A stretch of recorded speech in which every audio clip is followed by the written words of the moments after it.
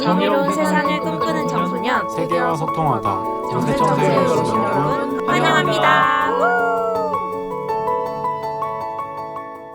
자, 9월 12일 자연 강의 시작하도록 하겠습니다. 9월에는 사라져가는 장소들의 지도라는 책으로 조금 두꺼운 책입니다. 하지만 어떤 역사와 그런 장소들에 대한 소개가 나와 있고요. 이 책으로 강력한 생태적 상상력이 필요해라고 하는 주제로 강의를 진행하게 되었습니다. 이 책에 보면은 여러 가지 역사 속의 도시들 또는 지금은 잊혀진 그리고 잊혀져 가고 있는 장소들을 보여줍니다. 그 장소들이 과연 어떤 의미가 있는지, 그 장소들을 통해서 우리는 어떤 교훈을 배울 수 있고 앞으로 어떤 상상력으로 미래를 좀 이끌어 나갈지 한번 고민을 해보는 시간을 가져보면 좋겠습니다. 본격적으로 이 책에 대한 내용을 소개해드리기 전에 한 편의 영화를 여러분들에게 소개해 주려고 합니다. 맷 데이먼의 주연이고 감독을 했던 프라미스드 랜드라고 하는 영화인데요. 꼭 한번 보면 좋을 것 같은데 왜 이 영화의 제목이 약속의 땅인지는 바로 조금 이따 마지막에 공개가 됩니다. 과연 뭐길래 어떤 땅이길래 도대체 약속의 땅인 걸까? 이 약속의 땅에는 도대체 뭐가 있는 걸까? 보물이 있는 걸까요? 뭐 거대한 돈이 있는 걸까요? 과연 궁금하시죠? 이 약속의 땅에는 어떤 것들이 있는지 함께 보시죠. 자, 이 에너지 기업, 뭐 석탄이라든지 뭐 석유라든지 이런 천연가스라 이런 것들을 만드는 기업의 글로벌 최고의 협상가인 맷 데이먼 스티브 역할로 나옵니다. 이 스티브는 엄청 작은 말단 직원부터 시작을 해서 지금은 부사장 자리까지 꿰차고 있고요. 부사장으로서 이 골칫덩어리 마을에 조금 보수적인 마을에 이 마을에 천연가스를 캐기 위해서 셰릴이라고 하는 천연가스를 캐기 위해서 이 마을에 옵니다. 그래서 경기 하락으로 어려움에 빠진 이 맥킨리 지역에서 천연가스, 세일가스 매장지인 이 맥킨리를 개발하기 위해서 주민들에게 땅 보상 협상을 막 제안합니다. 이 땅을 우리한테 팔면 이 땅을 우리에게 개발하도록 팔면은 백만장자가 될 수 있다. 억만장자가 될 수 있다. 억대의 돈을 10억 정도의 돈을 만질 수 있다. 그러니까 어떤 사람들은 엄청 환영합니다. 언제 왜 이제 왔습니까? 라고 환영을 하기도 하고요. 어떤 사람들은 문전박대를 당하기도 합니다. 그러면서 이 스티브가 엄청 나름 부서장 자리까지 올라갔으니까 엄청 뛰어난 언변을 가지고 있겠죠. 뛰어난 언변을 가지고 막 이야기를 합니다. 이 천연가스가 왜 개발되어야 하는가? 과연 정말 환경을 생각한다고 한다면 석탄가스나 화석연료보다는 천연가스를 쓰는 게 맞지 않겠느냐라고 하면서 사람들이 살짝 깹니다. 근데 어떤 한 사람이 이렇게 이야기를 하죠. 우리 아버지가 나에게 물려준 이 농장을 판다면 나의 아들에게, 나의 딸에게, 나의 아이에게 무엇이라고 말해야 할까요? 라고 하는 말에 스티브는 전혀 아무런 대답도 하지 못합니다. 왜냐하면 맞거든요. 도저히 아버지에게 물려받았고 이 땅을 일구어왔고 평생 일구어오는 이런 땅들을 이렇게 그냥 누구에게 돈 받고 판 아버지가 되었을 때의 어떤 그런 배신감도 있을 거고요. 그런 것들 때문에 또 고민을 많이 했습니다. 뿐만 아니라 여기가 개발이 된다면 우리 아이들이 뛰놀고 자유롭게 먹고 마시고 하는 이 모든 공간들이 오염될 수 있다는 거겠죠. 그래서 이 영화는 보살피는 방법을 알아가는 것에 대해서 이야기를 합니다. 우리는 땅을 위해서가 아니라 사람을 위해서 싸운다. 이 땅에 살아갈 사람들을 위해서. 당연히 땅도 중요하겠죠. 하지만 이 땅에 앞으로 살아갈 수많은 사람들을 위해서 싸운다고 이야기를 합니다. 지금 당장에 생존할 것인가? 당장에 학비도 등록금 내기도 힘들고 빚내 가면서 농사를 짓고 농사가 흉년이 돼서 막 빚은 점점 쌓여가고 이런 상황에서 단순히 내가 좋은 집에 사고 좋은 차를 몰고 이 빚들을 없애기 위해서 당장 그냥 돈을 받고 10억의 돈을 받고 생존할 것인지 아니면 정말 이 땅의 소중함 나의 아들, 나의 딸들, 그 밑에 또 자식들이 이 땅에서 계속 굳건히 서서 살아갈 수 있는 이 땅을 지속 가능한 삶을 위해서 과연 우리는 이 땅에 어떤 약속을 할 것인가? 라고 이 영화에서는 질문을 합니다. 영화의 결말은 뭐 그렇습니다. 꼭 보고 싶은 친구들은 꼭 보면 또 좋을 것 같고요. 이 영화의 결말은 뭐 매우 반전도 있고요. 결국에는 뭐 계속 스티브가 하는 얘기는 사람들에게 하는 얘기는 전 나쁜 사람이 아니에요. I am not a I am not bad guy라고 계속 이야기를 합니다. 전 나쁜 사람이 아니에요라고 얘기하지만 그 말에 어딘가에는 그 자신의 양심에 조금 찔리는 것들이 있다는 거죠. 왜 그러냐? 실제로 작년 8월 열대 자강에 참여한 친구들 또는 8월 이제 부패를 참여했던 친구들은 봤을 겁니다. 무엇이냐? 이 비거 댄 어스라고 하는 곳에서 미국의 이야기가 나오는데 이 셰릴 가스라고 하는 것이 물을 정말 많이 씁니다. 우리가 물이 있고요. 지하수가 흐르는 공간이 있고요. 그리고 그 밑에 뭐 석유라든지 석탄이 있는 공간이 있고요. 더 밑에 셰릴 지층이라고 하는 이 지층이 있습니다. 이 지층에다가 화학 물질과 물을 쫙 쏘면은 거기 안에 있던 흙에 있던 성분들이 가스 형태로 변해가지고 올라오게 됩니다. 그걸로 천연가스를 캐는 건데 과연 그렇게 되면 그 화학약품이라고 하는 것이 결국엔 땅 속에 들어가게 되면 강물을 오염시키게 될 거고요. 땅을 망가뜨리게 될 거고요. 이런 상황들이 벌어질 거라는 거죠. 그렇기 때문에 이 약속의 땅의 사람들은 이 누구도 이 땅의 주인이 누구냐고 물었을 때 누구도 이 땅의 주인이 아니라고 이야기를 하면서 이 지구를 지키고자 하고 노력을 합니다. 이 공간과 장소라고 하는 이 책에서도 마찬가지로 공간을 움직임이 허용되는 곳으로 생각한다면 장소는 정지가 일어나는 곳이다라고 말합니다. 움직임 중에 정지가 일어난다면 그 위치는 바로 장소로 바뀔 수 있을 것입니다라고 책에서 이야기를 하는데요. 정말 이 움직임 그리고 공간과 장소의 차이에 대해서 여러분이 조금 더 한 번 더 생각을 해보면 좋을 것 같습니다. 이런 사라져가는 장소들의 지도는 인간이 머물 수 있는 공간의 상실을 뜻합니다. 점점 우리가 머물 수 있는 공간들은 줄어들고요. 또 더 개발되고 더 사라지는 동식물뿐만 아니라 많은 것들이 사라지고 있다는 거죠. 그거 이면에는 우리의 지구의 공기 또한 사라지고 있다는 것을 알 수 있습니다. 그 첫 번째 이야기, 좀 주목해 볼 만한 이야기 중에 호주 올드 에더미너비라고 하는 도시가 있습니다. 왜 올드가 붙었냐? 새로 지어진 에더미너비 도시가 있기 때문입니다. 호주의 이 도시에는 목초지를 가꾸던 작은 마을이었습니다. 그냥 작은 분지에 있는 마을이었고요. 이 마을 사람들은 뭐 호텔도 짓고 또 가축도 기르면서 이런 풍요로운 생활을 하고 있었던 거죠. 그러던 어느 날 1956년에 호주에서 개발 열풍이 불면서 전력 생산을 하기 위해 댐을 건설하기로 결정합니다.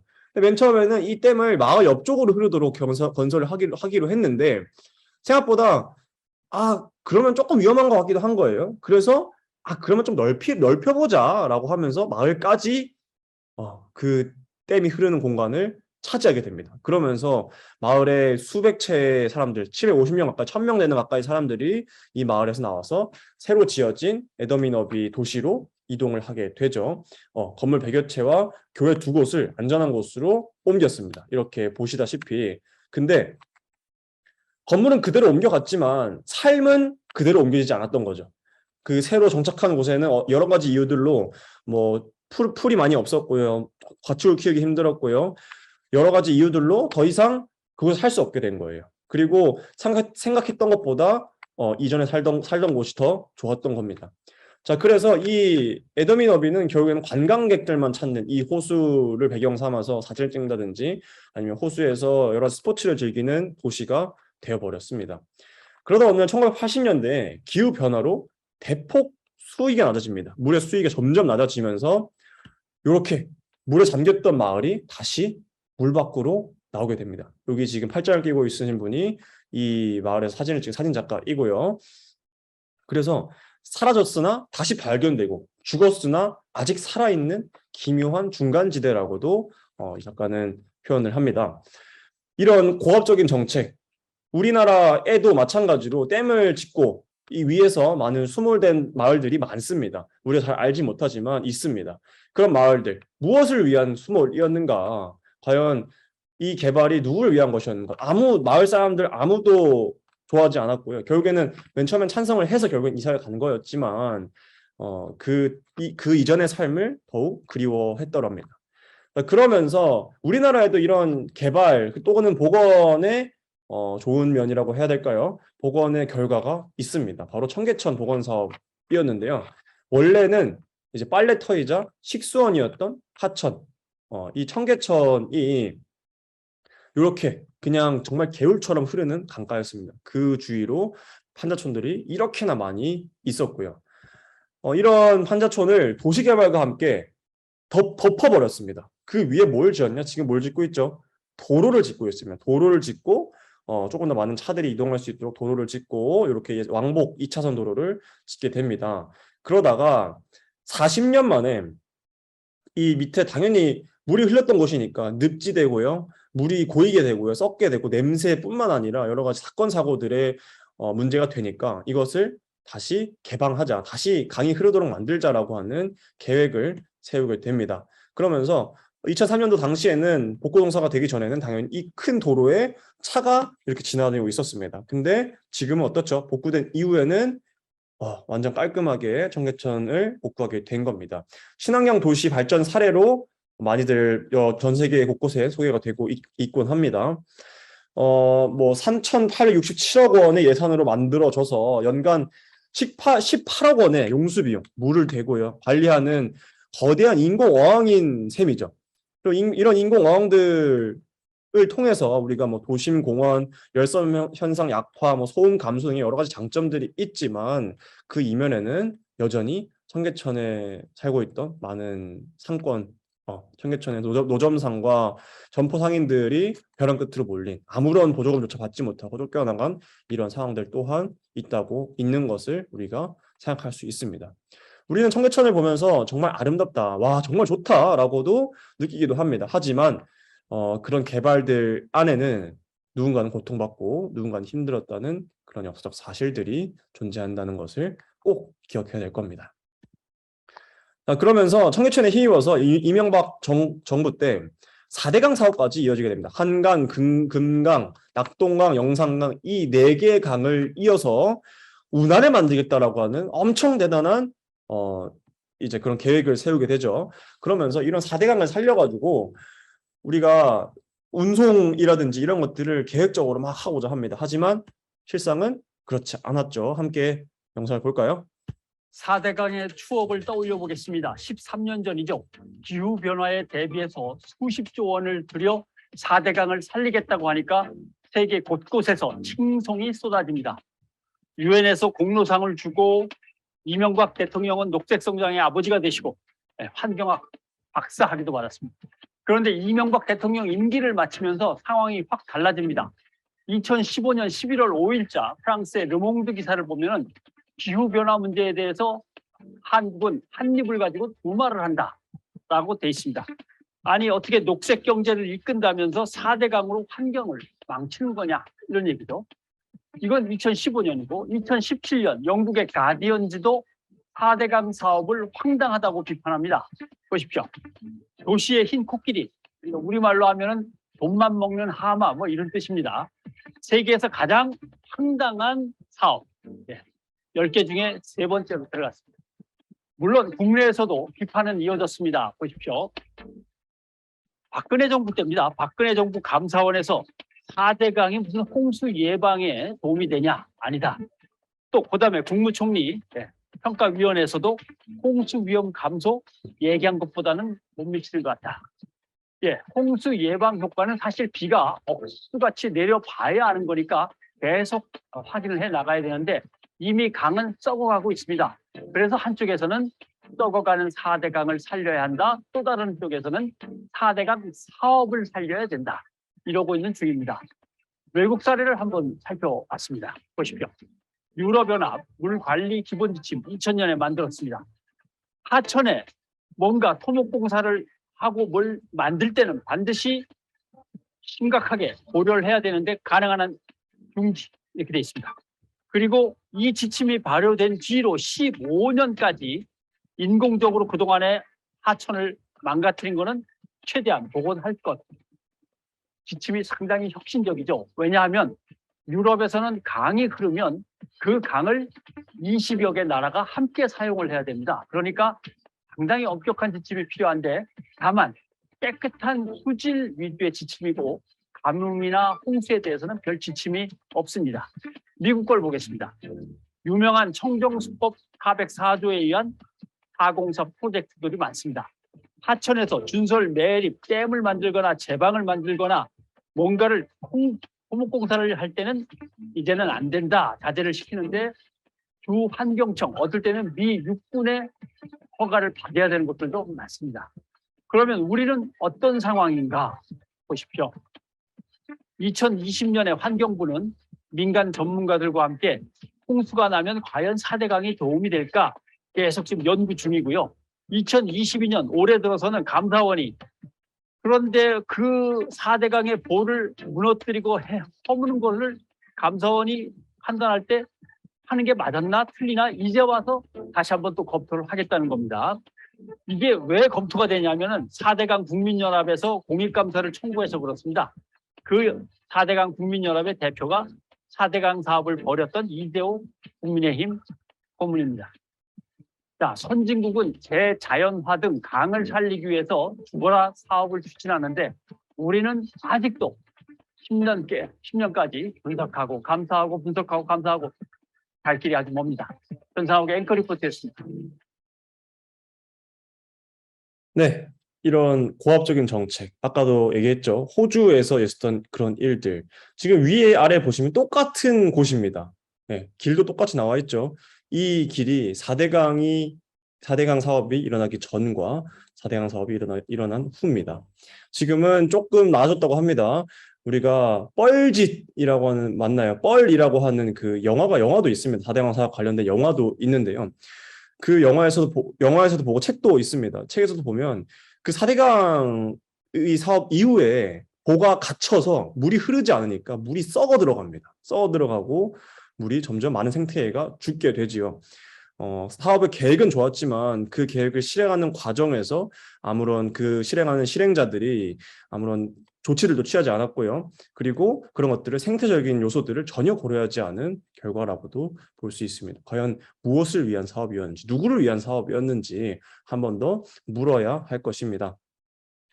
그러면서 우리가 외국 또 유럽 쪽으로 넘어가 볼까요? 아름답고 푸른 도나우 강의 그 강, 네, 다뉴브 강을 또 볼 수 있는데요. 이 다뉴브 강은 유럽을 동과 서로 잇는 엄청나게 긴 강입니다. 독일부터 시작해서 오스트리아, 빈, 당연히 어떤 그 히말라야 산맥에 물도 흘러가겠죠. 쭉 흘러가가지고 흑해까지 빠져나갑니다.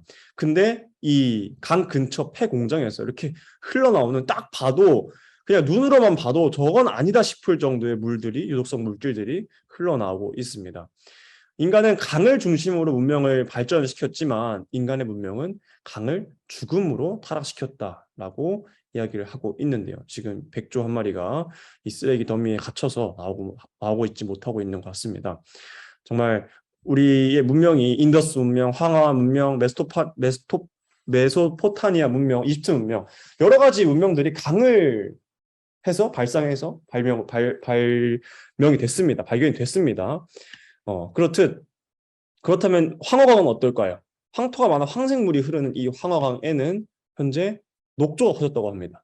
녹조가 퍼져서 또 이 인도의 이름의 기원이 된 인더스 강 또한 지금은 세계에서 가장 더러운 강 2위, 플라스틱 쓰레기와 여러 가지 오폐수들이 넘쳐나는 강이라고 합니다. 이런 강들 때문에 점점 공기도 나빠지는 것도 사실이고요. 실제로 2014년에 인더스 강에서 엄청난 대홍수가 일어났습니다. 대홍수가 일어나니까 온갖 쓰레기들이 비가 너무 많이 왔어. 대홍수가 일어나니까 온갖 쓰레기들이 다 떠밀려 가는 거예요. 그때 2014년은 그때 정말 한 달 가까이가 정말 강이 깨끗했다고 합니다. 모든 오물들을 다 썩고 뒤엎고 흘러내려간 뒤에야 깨끗해졌다고 하죠. 그런 것들도 있었지만 지금 또다시 더러워졌다고 합니다. 그러면서 뭐 티그리스, 유프라테스 강 이런 강들 또한 과도한 댐 건설로 물을 막고 뭐 수력 발전하고 그냥 그대로 흘러두게 되면 되지만 그 물을 이용해서 뭔가를 해보려고 하는 인간의 욕심 때문에 가뭄 현상이 심각해지고 있는 상황이라고 합니다. 이렇게 마른 땅은요, 물을 아무리 부어도 다시 메꿔지지 않습니다. 그냥 비가 많이 와서 이것들이 다 메꿔지지 않을까요? 라고 하지만 말라버린 땅은 숨을 쉬지 못합니다. 그냥 죽어버린 거예요. 이 땅은 더 이상 숨 쉴 수 없고 이 숨쉬기 위해서는 어떠한 폐나 당연히 공기 같은 것들이 필요한데 더 이상 공기를 마실 수 없는 상황이 되어버린 겁니다. 죽어버린 땅이 되어버린 거죠. 이 땅들이 살아나기 위해서는 몇 년, 몇 개월에 걸친 많은 복구 작업들이 필요하겠죠. 지중해 아름다움과 적도의 뜨거움을 가득 담은 강, 이 나일강, 영화의 한 소재가 되기도 했습니다. 이 아름다운 나일강 또한 지금은 플라스틱으로 이렇게 가득 차서, 플라스틱 쓰레기와 가득 차서 더 이상 이 아름다움을 다시 볼 수 없는 상황이라고 합니다. 과연 인간의 문명이라고 하는 것들, 이런 플라스틱, 우리가 편리하게 옷을 입고 어떤 것들을 사고, 이런 것들, 이 모든 것들이 정말 정령 파괴적이란 말인가라고 하는 질문이 떠오르는데요. 이런 파괴적인 사실들이 바로 가장 대표적인 게 미국의 에버글레이즈라고 하는 이 곳을 통해서, 플로리다에 있는 에버글레이즈라고 하는 이 우림, 열대우림 또는 뭐 늪이라고도 표현합니다. 이곳을 통해서 또 볼 수 있습니다. 자, 이 풀의 강이라 불리는 거대한 습지대인데요. 수백 년 동안 물이 차고 빠지는 것들을 반복하면서 정말 엄청난 늪지대가 형성됐고, 그래서 맹그로브라든지 여러 가지 동식물들이 사는 곳이 되었습니다. 하지만 이곳을 거대한 발전에 눈먼 사람들과 그들의 표에 영혼을 판 정치인들이 늪지를 농지로, 공업용 땅으로 바꾸겠다는 공약을 선택을 하게 됩니다. 그러면서 거기에 물을 막 빼기 시작한 거예요. 물을 빼니까 어떻게 돼요? 거기 물을 빼기 위해서 또 어떤 것들을 하냐? 물을 빼기 위해서 다른 나라에 있는 뭐 뿌리를 잘 뻗치는 또는 낮게 자라지만 물을 많이 먹는 식물들을 막 심습니다. 외래종들을 심는 거죠. 그 자연 그대로 뒀다면 차라리 그것대로 복구할 수 있었겠지만, 그것이 아니라 이런 외래종들을 심어서 이런 물들을 빼고 물들을 메우고 흙을 채워 넣는 겁니다. 그러다 보니까 이런 외래종 식물들 때문에 토종 식물들이 죽게 되고요. 이 토종 식물들 죽게 됨에 따라 많은 동물들도 죽게 됩니다. 그러면서 절반으로 줄어버렸고요. 지금 이 나무 한 그루밖에 보이지 않죠. 절반으로 줄어버렸고, 높은 봉우리나 자엄한 빙하는 없지만 고요한 아름다움이 있는 곳으로 유명하기도 합니다. 우리나라에도 순천만, 저수지 이런 곳이 있습니다. 이런 것들 또한 비슷하겠죠. 하지만 이곳에 미치지 못할 겁니다. 자, 1947년에 이곳이 국립공원으로 지정이 되었고요. 그래서 이런 빈번해지고 강해지는 허리케인, 높아지는 해수면들을 통해서 맹그로브 숲은 이런 것들을 안전하게 바닷물을 피해 달아나는 곳이다라고, 죽음의 행진이다라고도 이야기를 합니다. 자, 과연 여기로 피난오는 것들이 2차 세계대전 유대인들의 죽음의 행진과 무엇이 다른가? 인간이 바로 자연에게 가하는 것이 이런 대량 학살이다라고 이야기를 하죠. 뭐 농업용 비료라든지 외래 동식물들로 절멸 직전에 가까운 에버글레이즈를 늪은 더 이상 청소의 대상이 아니라는 겁니다. 이 당시에 많은 정치인들이 얘기했던 것은 늪에 물을 빼서 더 넓은 땅과 더 넓은 기회를 만들겠다라고 이야기를 합니다. 하지만 그렇지 않다는 거죠. 특히나 농업용 비료라든지 많은 살충제들은 이것들 단순히 사용할 때는 편하겠지만, 잡초를 자라지 않게 하고 사용할 때는 편하겠지만, 그것이 땅에 미치는 영향 또는 곤충에게 미치는 영향, 이것이 들어가서 물에 미치는 영향은 또 다를 것입니다. 인간은 점점 세계를 잃어버리고 있습니다. 점차 내가 살고 있는 이 땅을 편리함을 위해서 세계를 잃어버리고 있고 잊어버리고 있지만, 아무도 그것들을 중요하게 생각하지 않습니다. 어제와 오늘이었나요? 기후행동, 많은 청소년들이 기후위기 행동에 나와서, 영등포에 나와서 목소리를 내기도 했고요. 여러 가지 정부의 미온한 대응에 대해서도 꾸짖기도 했습니다. 이런 것들이 점점 커지고, 우리가 이런 세계를 잃어버리고 있다는, 우리가 살고 있는 이 지구는 하나밖에 없고, 그리고 우리는 이 지구를 지킬 수 있다는 것을 깨달은 처음의 세대이자 마지막 세대입니다. 우리 이후에는 더 이상 기회가 주어지지 않습니다. 그러면서 이런 전쟁들, 현재 우크라이나와 러시아 전쟁으로 인해서 이런 배들이 왔다 갔다 하고요. 선박의 소음 증가와 또는 훈련하고 어뢰라든지 이런 것들을 많이 매설하게 되고요. 그러다 보니까 돌고래 아무것도 모르고 건들게 되면 거기에 폭탄이나 기뢰 폭발로 화상을 입거나 죽기도 합니다.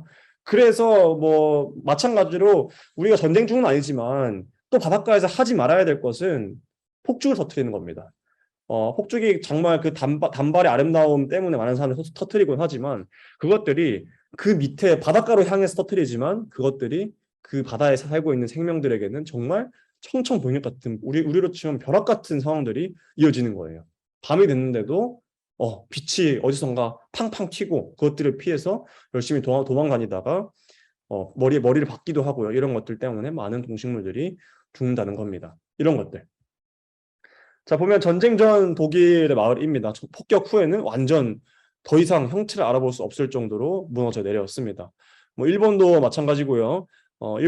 전쟁 전 일본 도쿄는 정말 발전된 문명의 도시였죠. 하지만 원자폭탄 투하 후에는 어떠한 건물도 남아있지 않게 되었습니다. 이런 모습들.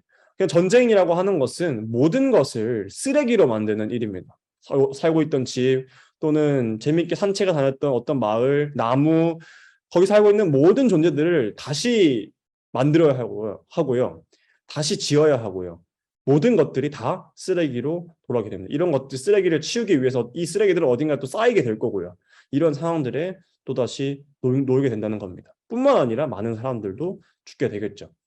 전쟁에서 이어져서 어떤 인간의 탐욕,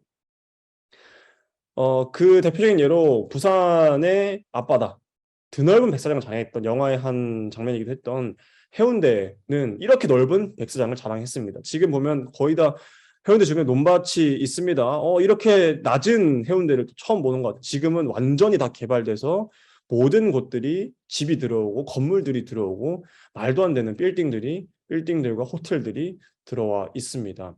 이런 옛날의 모습 또는 광안리 바다는 조개가 엄청 많았습니다. 이 조개라고 하는 생물은 어떻게 보면 조용한 곳 그리고 파도가 잘 치는 곳에 많이 서식을 하곤 합니다.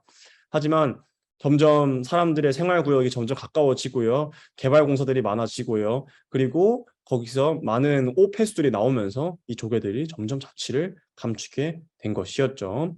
그러면서 또한 해운대뿐만 아니라 지금 광안리 그리고 가장 심각하게 나타나고 있는 부분은 동해안의 어떤 침식 문제입니다. 여러 가지 것들이 있지만 이런 침식 문제가 또 어떻게 발생하고 어떤 문제가 가장 심각한지 우리는 어떤 장소들을 잃어버리고 있는지 함께 보겠습니다. 지구 온난화로 부산의 해수면이 매년 3mm 가까이 상승하고 있습니다. 30년 동안 8cm 넘게 높아졌는데 갈수록 이 속도가 빨라지고 있습니다. 박준호 기자입니다. 국제환경단체인 그린피스가 예상한 2030년 부산의 모습입니다. 여름철 폭우가 쏟아지고 바닷물이 넘치면서 해운대 요트 경기장과 백스코, 센텀시티 일대가 잇따라 잠기기 시작합니다. 이 같은 침수 원인은 기후변화에 따른 해수면 상승 때문. 국립해양조사원이 부산 앞바다의 해수면 높이를 관측한 결과 해마다 평균 2.76mm씩 상승해 지난 30년 동안 82.9mm가 높아진 것으로 확인됐습니다. 특히 1990년대보다 2010년대 들어 상승률이 높았습니다. 부산을 포함한 남해안 지역은 지난 1990년대 들어 23.2mm가 높아졌지만 2010년대엔 34.5mm가 높아졌습니다. 온난화 현상에 따른 열팽창과 함께 북극얼음이 계속 녹으면서 해수면 상승 현상이 가속화되는 겁니다. 열팽창이 해수면 상승을 일으키는 요인이 되고요. 또 하나는 기온이 상승하면은 그 빙하가 녹아서 녹음물이 바다로 유입이 됩니다. 이런 추세라면 80년 뒤인 2100년쯤엔 부산 등 한반도 해역의 해수면이 무려 73cm나 높아질 것이란 어두운 전망도 나오고 있습니다. 바다 수위가 올라가면 부산과 같은 해안도시는 자연재해를 피할 수 없기 때문에 해안가 방파제 조성이나 인공 조림숲 조성과 같은 대책이 뒤따라 할 것으로 예상됩니다. MBC 뉴스 박준호입니다. 이런 상황이라는 거죠. 점점 바닷물이 높아지고 하지만 지금 보신 이 센텀시티, 백스코, 해운대 마린시티라고 하는 이런 곳들에 세워진 아파트들은 정말 고가의 아파트들입니다. 이렇게 비싼 아파트들이 잠기고 있는 이런 상황들 속에서 정말 시급하다는 거죠. 우리의 생활권들이 점차 무너지는 것입니다. 또 한번 볼까요? 동해안의 한 편의점입니다. 오늘 오전 강원 양양의 한 편의점 내부 CCTV입니다. 조용하던 편의점이 갑자기 흔들리더니 바닥부터 무너지며 컵라면이 잔뜩 쌓여있던 진열장이 땅속으로 빨려 들어갑니다. 순식간에 아수라장이 된 내부. 편의점을 집어삼킨 땅속에서는 먼지만 뿌옇게 피어오릅니다. 조금 전 모습을 다시 살펴보면 편의점 가운데 바닥에 이미 금이가 타일이 들떠 있는 모습을 볼 수 있습니다. 밖에서 살펴보니 편의점 건물 절반가량이 완전히 무너져 땅속에 그대로 파묻혀 버렸습니다. 오늘 오전 6시 반쯤 강원 양양군 낙산해수욕장 앞쪽 상가지구에서 대형 땅꺼짐 현상이 발생했습니다. 땅꺼짐 규모는 가로 12m, 세로 8m, 깊이도 5m에 달하는 것으로 파악됐습니다. 해당 편의점 직원은 오전 6시부터 계속 뭔가 갈라지는 듯한 소음이 났는데 6시 40분쯤 쾅하는 큰 소리에 놀라 밖으로 나왔더니 건물이 무너져 있었다고 말했습니다. 이 사고로 다친 사람은 없었지만 인근 숙박시설에 묵고 있던 피서객 90여 명이 급히 대피해야 했습니다. 또 도로 아래 깔린 통신망이 망가져 SK와 KT 인터넷 통신망과 통화에 일부 장애가 생긴 것으로 전해졌습니다. 인근 주민과 상인들은 이 일대 땅꺼짐 현상이 처음이 아니라고 주장하고 있습니다. 낙산 일대에 생활형 숙박시설이 잇따라 신축되면서 지반이 약해졌고 벌써 6차례나 크고 작은 땅꺼짐이 이어졌다는 겁니다. 사고가 난 편의점 바로 옆에서도 생활형 숙박시설 신축 공사가 진행 중이었습니다. 경찰과 소방당국은 무너진 편의점 건물에 계속 금이 가고 있어 주변을 통제하고 정확한 사고 원인 등을 조사하고 있다고 밝혔습니다. 과연 우리가 이렇게 얻는 아름다움은 진짜인가? 이렇게 높은 건물들을 짓고 바다를 가질 수 있다고 하는 이 바다 오션뷰라고 하죠. 좋은 말로 오션뷰를 내 눈안에 담을 수 있다고 하는 이런 욕망들이 정말 진짜 아름다움인가라고 한번 다시 생각해 봐야 할 것입니다. 이렇게 높은 건물들과 으리으리한 빛들과에 둘러싸인 곳이 진정한 아름다움인가라고 하는 고민들. 매번 이렇게 백사장을 잃어가고 심지어 이런 잃어가는 것들 사이에서 우리는 또 어떤 것들을 또 얻어야 하는지, 어떤 것들을 지켜야 하는지에 대한 고민이 필수적이라고 생각이 듭니다. 그러면서 기후위기에 대한 문제도 같이 이어지곤 합니다. 그런 속담이 있습니다. 대나무에 꽃이 피면 전쟁이 일어난다고 했다라는 것처럼 경남 일대에 대나무가 개화한 후에 집단으로 이렇게 죽어버리는 현상이 일어나게 되었죠. 많은 기후위기 때문에 점점 뜨거워지고 있는 현상 때문에 고소하게 된 거고요. 그리고 미국의 사건이었죠. 텍사스였습니다. 점점 더 강해진 이 토네이도 때문에 수많은 사람들이 죽게 되고요. 내가 살고 있던 집들이 이렇게 다 뜯겨져 나간 겁니다. 또 만년설이 다 녹아내려서 회색 암벽이 드러난 이 스위스, 우리가 알고 있는 그 알프스의 아름다운 모습은 어디론가 사라져버리고 녹아내리는 빙하의 속도만큼 점점 위험해지고 있다고 합니다. 이런 것들을 지키기 위해서 실제로는 스위스에서는 지금 남아있는 거로 지키기 위해서 뭘 하느냐? 바로 흰색 천을 덮는다고 합니다. 흰색 천을 덮어서 빛을 반사시키기 위해서 천을 덮어서 어떻게든 얼음을 지키고자 하는 노력들을 이어나가고 있고요. 이런 상황에 놓여 있다는 겁니다. 조금 영상을 길게 봤는데요. 우리가 이렇듯 사라져가는 것들을 더 이상 방관하지 말아야 한다. 해초가 사라지는 것을 아까 숲이 사라진다고 이야기했듯이 해초의 역할은 미역과 감태 이런 것들의 모자반 이런 것들의 역할은 결국에는 산소를 만들어내는 겁니다. 바닷속의 산소를. 우리가 육지에서 산소를 만들어내는 것이 나무인 것처럼 바닷속에는 이런 해초 식물들이 산소를 만들어내는 것인데요. 결국에는 이렇게 산소가 없어지다 보니까 생물 종들이 점점 더 죽어가게 되는 것일 겁니다. 사라져야 할 장소들은 또 없을까? 그렇다면 사라져 가는 곳이 있다면 우리가 정말 없애야 할 곳. 예를 들어 이런 국경 또 마찬가지일 거고요. 요건 영상이 좀 길어서 보진 않겠습니다. 짧게 베를린 장벽 붕괴 30주년 행사 준비로 분주한 브란덴부르크 문. 베를린 장벽도 마찬가지일 거고요. 또는 제 생각에는 동물원이라든지 이런 것들. 동물들을 가까이서 볼 수 있다는 것은 장점이 있지만 그럼에도 동물들이 갇혀 있고 과연 그 동물들이 행복할까라고 하는 고민을 해봤을 때 사라져야 하는 곳은 동물원 이런 곳이 아닐까 생각을 합니다. 그러면서 새로운 의미를 되찾아야 할 장소들, 그냥 뷰, 사람의 눈을 즐겁게 하고 내가 이곳에 있다는 것을 만족하기 위해서 독점된 강과 바다가 아니라 이런 강과 바다들이 정말 자연을 위해서 또는 어떠한 제 역할을 하기 위해서 존재할 수 있도록 하는 것들. 일상의 공간이자 삶의 터전으로 되돌려야 하는 장소는 또 어디가 있을까요? 자, 이렇듯 인간답다는 것은 의미 있는 장소로 가득한 세상에서 산다는 것이라고 이야기를 합니다. 인간답다는 말은 곧 자신의 장소를 가지고 있으며 그 장소를 잘 알고 있다는 겁니다. 그러나 현대사회 속 우리의 삶은 장소에 뿌리 박은 삶에서 뿌리 뽑힌 삶으로 변화해 왔습니다. 다시 의미 있는 장소를 경험하고 창조하고 유지하는 방법들을 찾아야 한다는 거죠. 우리가 노력해야 하는 이유는 즐기기보다는 참아야 하고 무시해야만 하는 환경에 사는 것은 인간의 자격을 상실하는 것이기 때문이다 라고 에드워드 래프는 장소와 장소의 상실 중에서 이야기를 했습니다. 인간답다는 것은 의미 있는 장소로 가득한 세상에 산다는 것. 이 의미라고 하는 것을 어디에 어떻게 연결할지에 대한 고민.